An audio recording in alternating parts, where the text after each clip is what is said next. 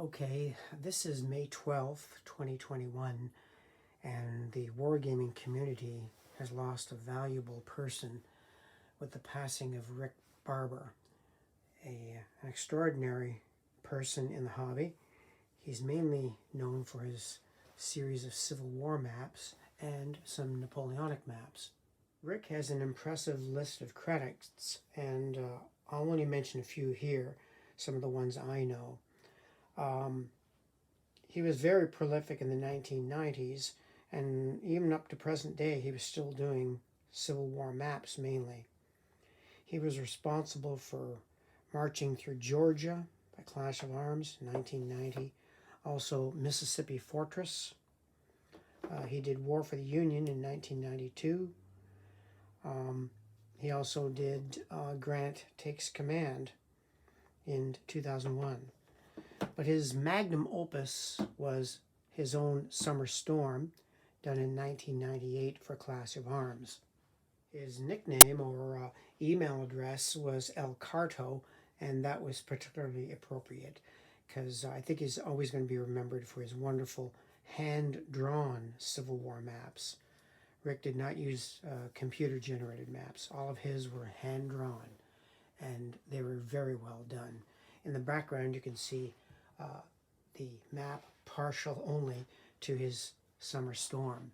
I had the pleasure of meeting Rick in 2015 on my way down to WBC, and Rick lived in McSherrystown, Pennsylvania, just opposite Harrisburg. And I was going through Harrisburg anyway, so I thought, well, I'll drop in on Rick.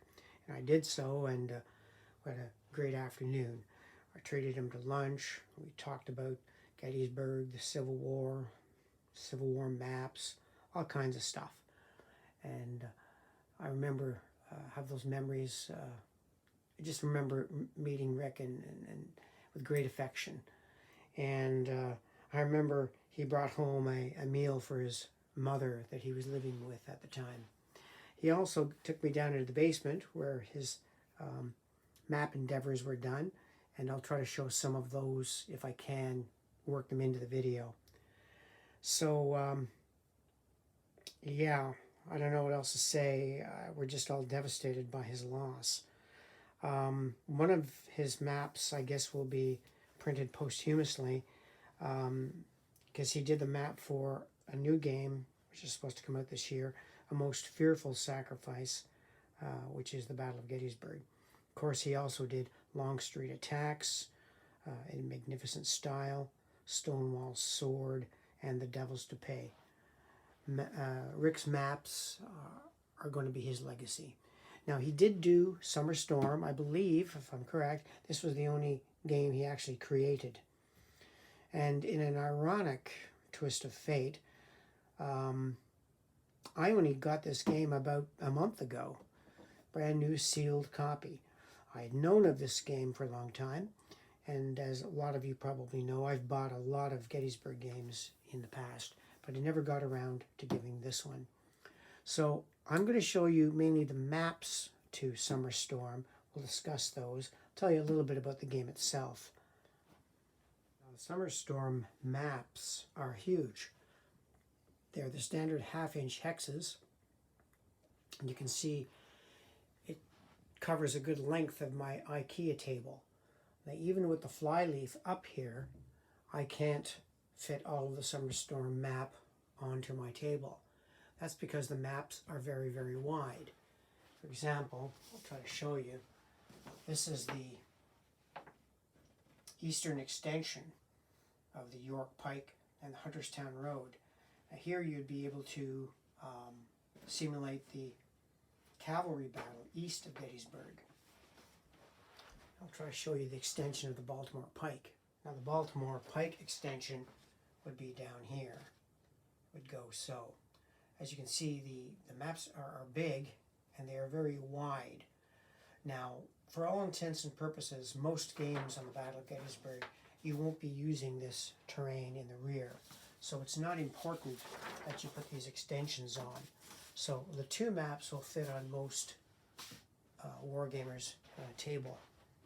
Now, Rick was always redoing and revising in changing the scale of his Gettysburg maps. And one year, he sent me up some rolled copies of his Gettysburg map with larger hexes. You might have seen this particular map in some of my other videos. And again, you put these two together and you'd be able to do the whole Battle of Gettysburg. And these had, I forget what they were, probably close to 3/4 of an inch in size. And this allowed me to play with larger counters on Rick's fine map. Rick's maps just always look great. And like I said before, I'm pretty sure this is what he's going to be remembered for. Mainly his maps, not necessarily Summer Storm itself. So those of you who have Longstreet Attacks or in Magnificent Style, Stonewall Sword, The Devil's to Pay, and maybe this year Most Fearful Sacrifice, will certainly recognize Rick's distinct style. As I said, hand-drawn. Let's just zoom in here on the town of Gettysburg and show you the kind of detail that Rick delved in. You can see the kind of detail that Rick delved in. You can see the Gettysburg town square, individual houses, a church even shown. You've got General Lee's headquarters here marked, the Thompson House, the Lutheran Theological Seminary, of course. The maps were just beautiful. And you can see the small run here, Stevens Run, north of the town. Low ground, high ground, of course, Seminary Ridge. Not to say that other Gettysburg maps didn't have the same terrain features, but Rick's were always very detailed, and you could really get a sense of the terrain. Here you can see Culp's Hill with a high point here, slowly getting lower down into a little bit of a valley, then back up to Cemetery Hill.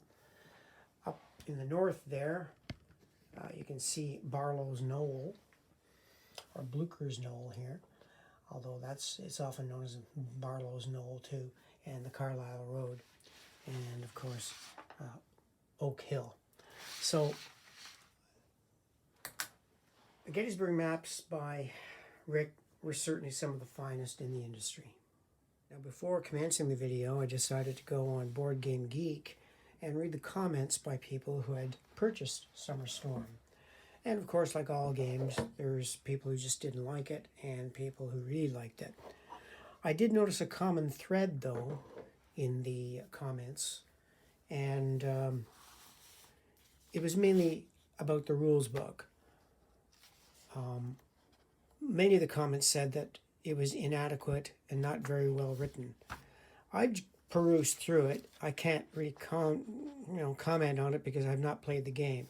So don't think that these comments about the game are because of my extensive experience with it. As you can see, the counters are unpunched. I have not played Summer Storm. I can only go from what others are saying. Funny thing about the comments, though, in Board Game Geek, no one actually says they played it.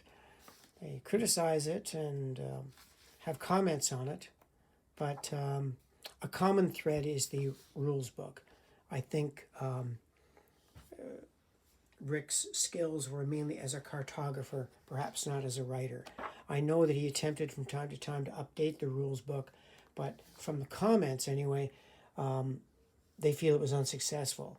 That if you have the original game, just play with the original rules. You can sort of figure things out.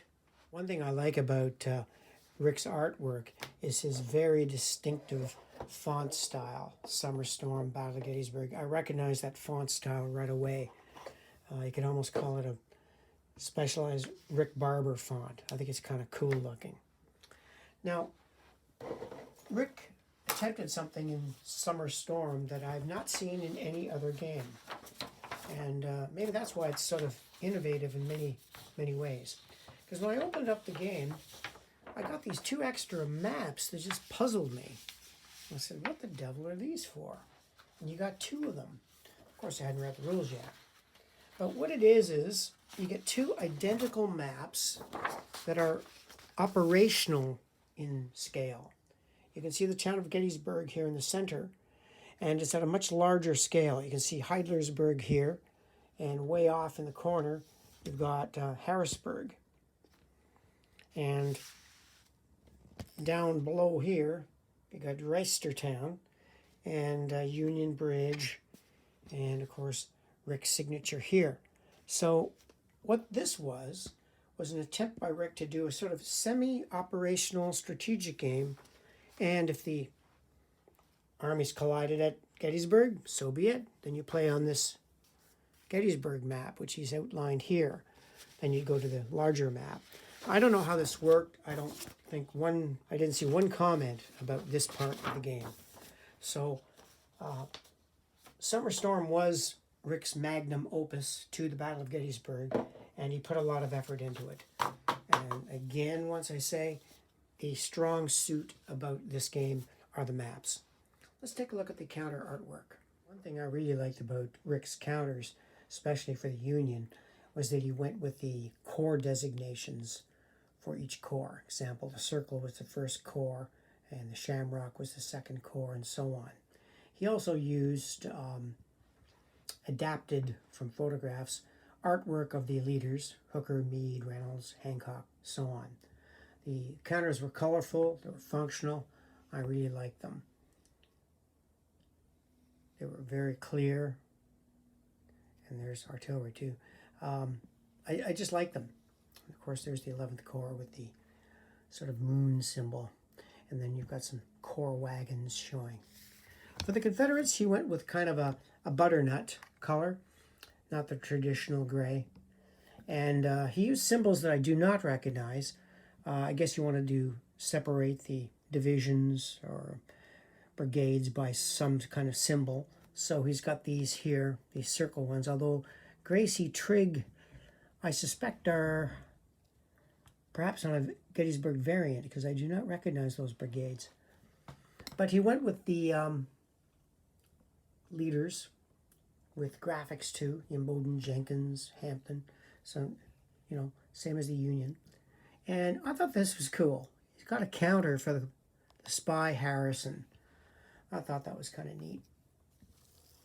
Now, some of the informational counters are much the same as any other games. They were just either numbers or shaken. There's some of the cavalry. I'm not sure what that symbol would be. I guess they're digging, probably, and men digging entrenchments. So, Rick Barber's counters, yeah, they certainly pass muster with me. One of the things that I'm a stickler for in Gettysburg games is the order of appearance. Now, I do not mind a variable order of appearance. I'm all for it. So you can have certain troops arrive slightly earlier or slightly later. It's a great variant. But if you're going to play the historical scenario, the one I usually favor, I like to study these order of appearance tables very carefully and see how they compare to other games. Now, I've looked at the Terrible Swift Sword order of appearance, Last Chance for Victory, 3 Days in July. I played a lot of Gettysburg games over the year, and I study this order of appearance religiously. So I was quite anxious to see what Rick would come up with. And I was pretty confident that Rick's research would be pretty good, and it is. The only thing I had issue with was the arrival of the 12th Corps, which in Rick's game starts to appear, it says here, about 2 p.m. Now, I know the scales matter and the distances, of course, but 2 p.m. seems a tad early, unless, again, I haven't played the game. I don't know the rules. Maybe only the head of the column arrives. But from experience, if the 12th Corps arrives too early, they can be well in position on Culp's Hill and Cemetery Hill before the Confederates have a chance to take it. From the information that I've read about, 12th Corps only got into position very late in the afternoon. So that's the only suspicious appearance I'm not sure of. And again, because I haven't played the game, maybe it was a variable entry. Rick had the usual charts for the divisional morale status. His charts and tables were always clear. I have no problem looking at them, that's for sure. So that's the pieces to Summer Storm. Also, he's got this nice colorful organization chart. 2 of them, actually. And, of course, that distinct Rick Barber font. So that's all I'm going to really say about Summer Storm itself, because when I purchased it, I really had no intention of ever playing it. I was going to keep it unpunched, and I really bought it for the maps again and the data. And I highly suspect that a lot of people out there, and I'm one of them, are playing other companies' Gettysburg games, but on Rick Barber's excellent maps. I've already done a video on Gettysburg 77, the intermediate game, and I showed how it can be played very comfortably on Rick's maps. And now that I have Rick's scrolled maps with the large hexes, I'm playing Gettysburg 77 on Rick's larger maps. I do have a video on that, but I intend to do another one, a new one, because I'm constantly tweaking this Gettysburg 77 game and trying to get it to the sweet spot. Without letting the cat out of the bag, I think I've probably got the game exactly where I want it historically, but the game plays out so historically, I'm not sure if it's any fun anymore. Anyway, that's for a future video. So in closing, I just wish to say that the hobby has lost a remarkable artist in Rick, and he was our resident expert on maps of the Battle of Gettysburg. So Rick, your work was well done, and you will be missed.